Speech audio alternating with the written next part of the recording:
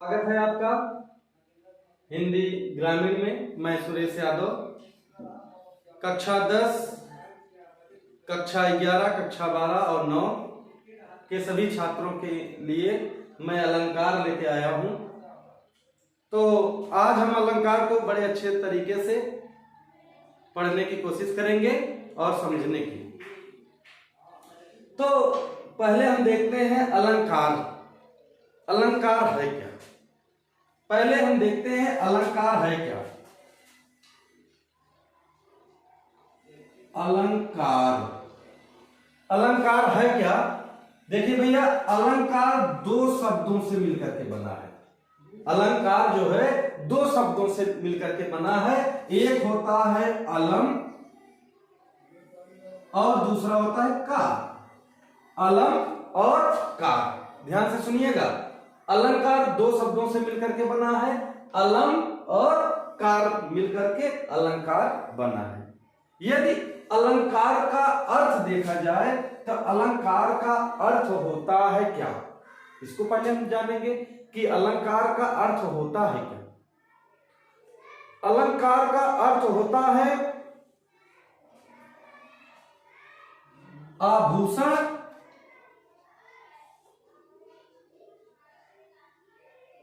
अलंकार का अर्थ होता है आभूषण या सजावट कर सकते हैं। आभूषण कहेंगे या सजावट कहेंगे। अलंकार का अर्थ की यदि बात किया जाए तो अलंकार का अर्थ होता है आभूषण या सजावट। अब अलंकार दो शब्दों से मिलकर के बना है। अलम और कार मिलकर के अलंकार बना है। यदि ये कह दिया जाए कि भैया अलंकार के जो जनक हैं, अलंकार के जो जनक हैं, अलंकार के जनक हैं आचार्य भामा। आचार्य भामा अलंकार के जनक हैं आचार्य भामा। अलंकार दो शब्दों से मिलकर के बना है, अलम और कार से। अलंकार का अर्थ होता है आभूषण या सजावट। इतना आपको समझ में आ गया होगा। यदि अलंकार के भागों पर चर्चा किया जाए तो अलंकार के जो अलंकार है इसके हमारे 9 से लेकर 12वीं तक बच्चों के लिए है तो मुख्यतः दो भाग हैं। मुख्यतः कितने भाग हैं? दो भाग हैं। एक शब्दालंकार,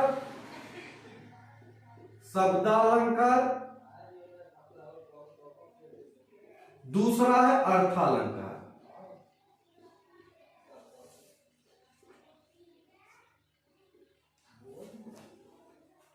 बात समझ में आ गया? अलंकार यहां तक आप पुनः समझ लीजिए। अलंकार दो शब्दों से मिलकर के बना है। अलम और कार दो शब्दों से मिलकर के बना है। अलंकार का अर्थ होता है, अर्थ की बात किया जाए तो अलंकार का अर्थ होता है आभूषण या सजावट। अब अलम का अर्थ भी आभूषण ही होता है। अलंकार आभूषण होता है, जानते रहिएगा। अलंकार के जो जनक हैं वो आचार्य भामा। अलंकार के जो जनक हैं वो आचार्य भामा है। अलंकार कि यदि भाग पे हम चर्चा करें तो अलंकार के 3 भाग होते हैं, शब्दालंकार, अर्थालंकार और उभयालंकार। लेकिन उभया हमको नहीं देखना है, केवल हमको देखना है शब्दालंकार और अर्थालंकार। यदि शब्दालंकार पे चर्चा किया जाए कि शब्दालंकार के कितने भेद हैं तो शब्दालंकार तो वैसे 7 हैं, लेकिन मुख्यतः हम 3 पढ़ेंगे। एक होता है अनुप्रास है, दूसरा है यमक, तीसरा है श्लेष।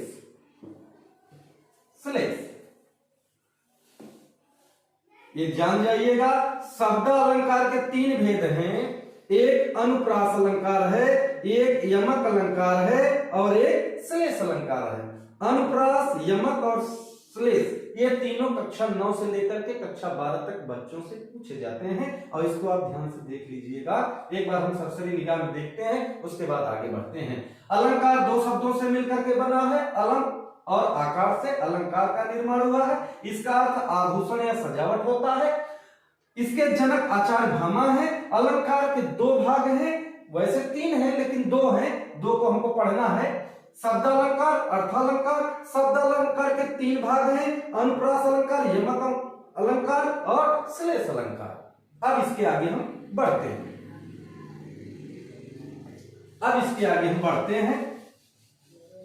हमें आशा है कि आपको समझ में आता होगा। यदि समझ में नहीं आता है तो आप कमेंट के माध्यम से हमें अवगत कराएं कि हाँ सर समझ में हमको आता नहीं। अब हम देखते हैं अलंकार। अब ये हमारे दिमाग में आता है, भैया अलंकार है क्या, अलंकार किसे कहते हैं। जैसे एक बात हम समझाने की कोशिश करते हैं आपको कि जैसे हम किसी श्रृंगार को करते हैं अपनी सुंदरता को बढ़ाने के लिए, वैसे काव्य की सुंदरता बढ़ाई जाती है। जैसे हम लोग श्रृंगार करके ना अपनी सुंदरता बढ़ाते हैं ना, वैसे काव्य की सुंदरता बढ़ाकर वहां अलंकार का प्रयोग करके हम लोग उसकी सुंदरता बढ़ा देते हैं। तो उस पर हम ज्यादा फोकस नहीं करेंगे।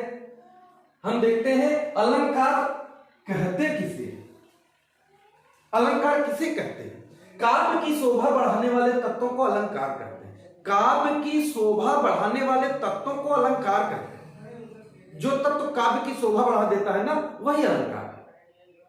आप लोग लिख सकते हैं, काव्य की शोभा बढ़ाने वाले तत्वों को अलंकार कहते हैं। अच्छा, एक तो अलंकार की बात हो गई, इसके बारे में हम जान गए, अलंकार कैसे इसका निर्माण हुआ, क्या क्या हुआ जान गए हैं। अब हम देखते हैं शब्दालंकार। क्या देखते हैं, शब्दालंकार।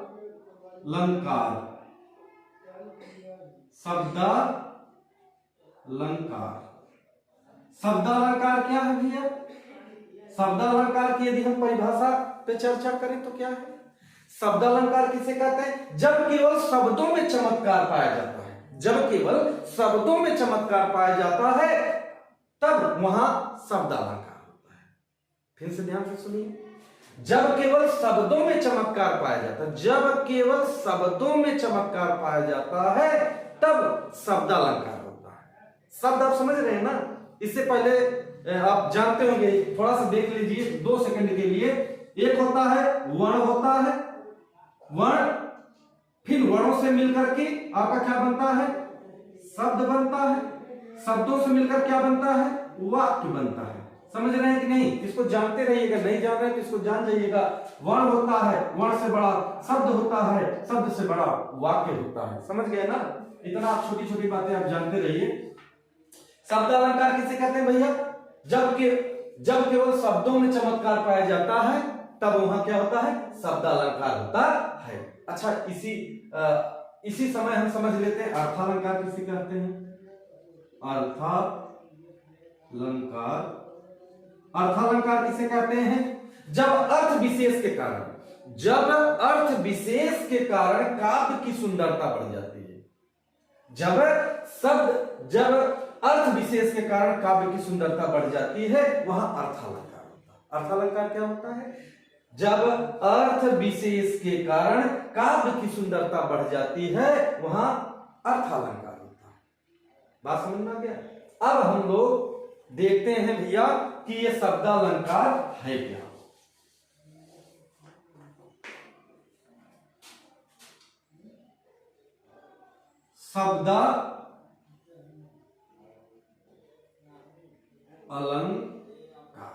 शब्दालंकार के हम कितने भाग देखे थे, 3 भाग देखे थे।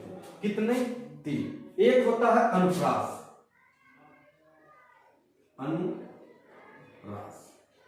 दूसरा हम क्या देखे, यमक अलंकार, तीसरा क्या देखे हम, श्लेष अलंकार। ठीक है, तो हम शब्दालंकार के 3 भाग होते हैं, अनुप्रास अलंकार, यमक अलंकार और श्लेष अलंकार। तो हम अनुप्रास अलंकार को देखेंगे। किसको देखेंगे, अनुप्रास अलंकार को। किसको देखेंगे, अनुप्रास अलंकार को। अनुप्रास अलंकार को हम देखेंगे। अनुप्रास अलंकार, या आप ऐसे भी लिख सकते हैं अनुप्रास अब अलग लिखना, अलंकार। एक में लिखना तो अ काट देना, एक नहीं लिखना है तो अ लगा देना, ठीक।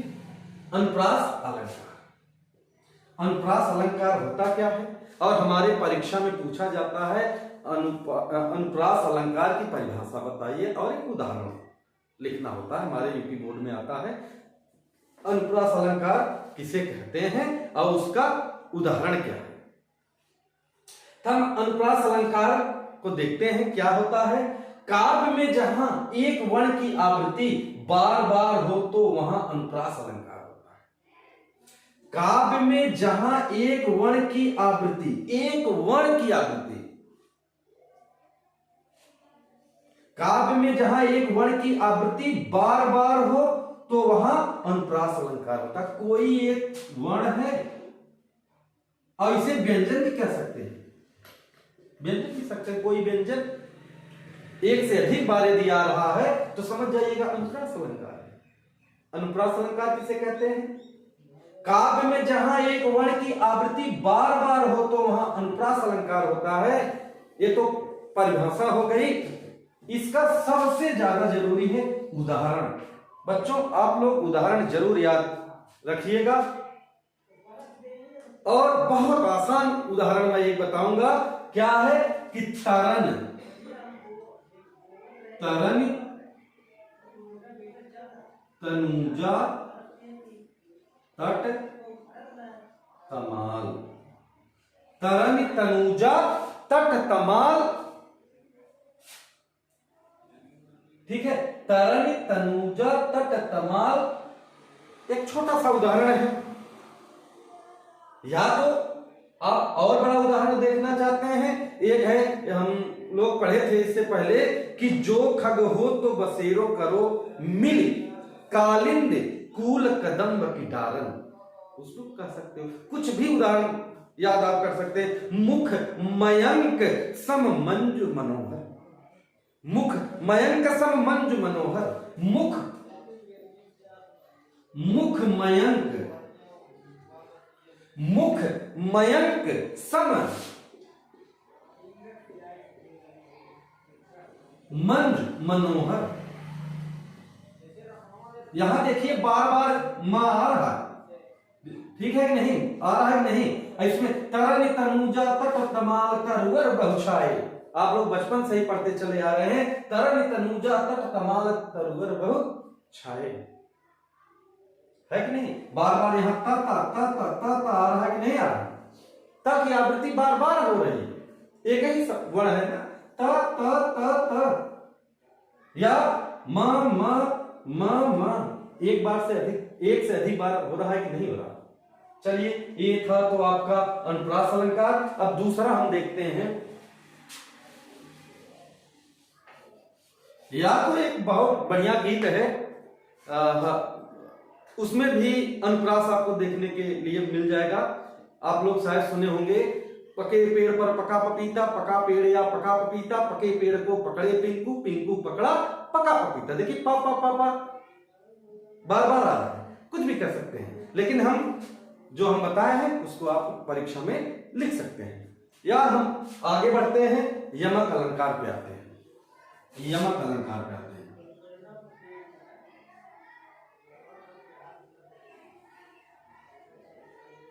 यमक अलंकार पे हम आते हैं। यमक अलंकार हमारा क्या कहता है कि जहां एक ही शब्द, जहां एक ही शब्द दो या दो से अधिक बार आए किंतु उसका अर्थ भिन्न भिन्न हो या अलग अलग हो। फिर से सुन लीजिएगा, यहां लिखा भी गया है, जहां एक ही शब्द दो या दो से अधिक बार आए किंतु उसका अर्थ भिन्न भिन्न हो, उसका अर्थ भिन्न भिन्न हो। कोई शब्द हो, दो बार आया, दो से अधिक बार आया, और दोनों का जो अर्थ हो अलग अलग हो। जैसे आप कह सकते हैं क्या, काली घटा का घमंड घटा, काली घटा का घमंड घटा। क्या कह सकते हैं,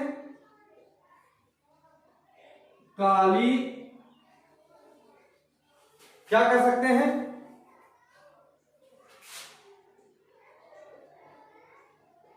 काली घटा का घमंड घटा, काली घटा का घमंड घटा, दो बार घटा घटा आ रहा है। काली घटा का घमंड घटा, काली घटा माने बादल, काली घटा मीन्स बादल, और एक अर्थ होता घटा माने माइनस होना, कम होना, घट रहा। बात समझ में आ रहा है नहीं? यमक अलंकार का बहुत अच्छा उदाहरण है, काली घटा का घमंड घटा।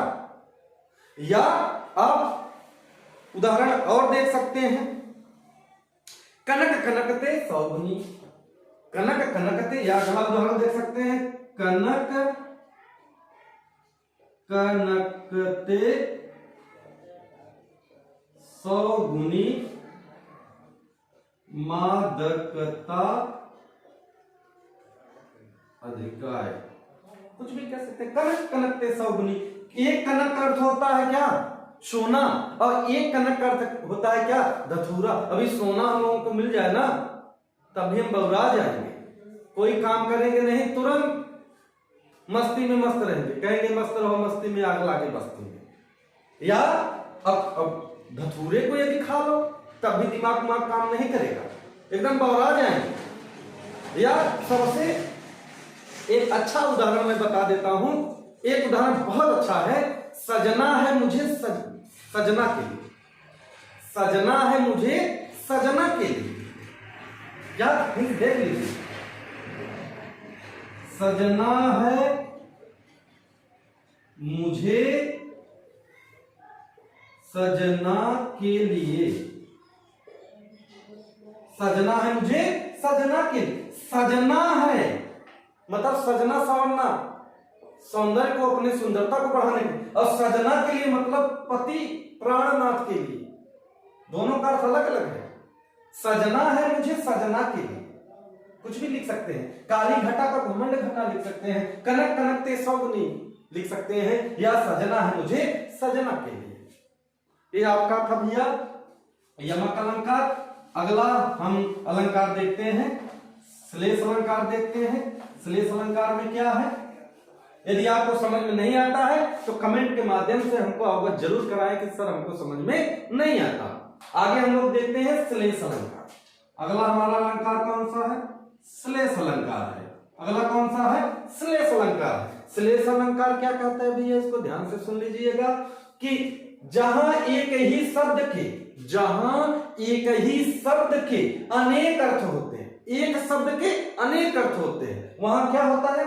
श्लेष अलंकार होता है। वहां क्या होता है? श्लेष अलंकार होता है। एक ही शब्द के अनेक अर्थ होते, एक ही शब्द रहे लेकिन वो अर्थ अलग अलग है, अनेक अर्थ रहे। बात समझ में आ गया? जहां एक ही शब्द के अनेक अर्थ होते हैं वहां श्लेष अलंकार होता है। समझ में आ गया? उदाहरण के लिए हम देख सकते हैं, रही मन पानी राखिए बिन पानी सब सून, पानी गए न उबरे मोती मानुष चून। कुछ भी कर सकते हैं, पानी का अर्थ अलग अलग आ रहा है कि नहीं? या तो मधुबन की थाती को देखो, मधुबन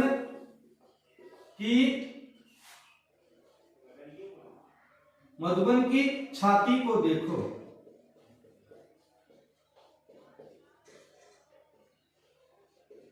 मधुबन के छाती को देखो, सूखी कितनी इसकी कलियां, सूखी क्या है? सूखी कितनी इसकी कलियां।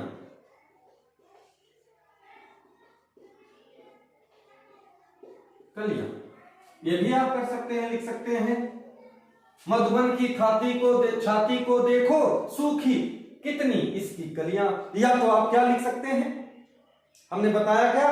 रही मन पानी राखिए बिन पानी सब सून, पानी गए न उबरे मोती मानुष चून।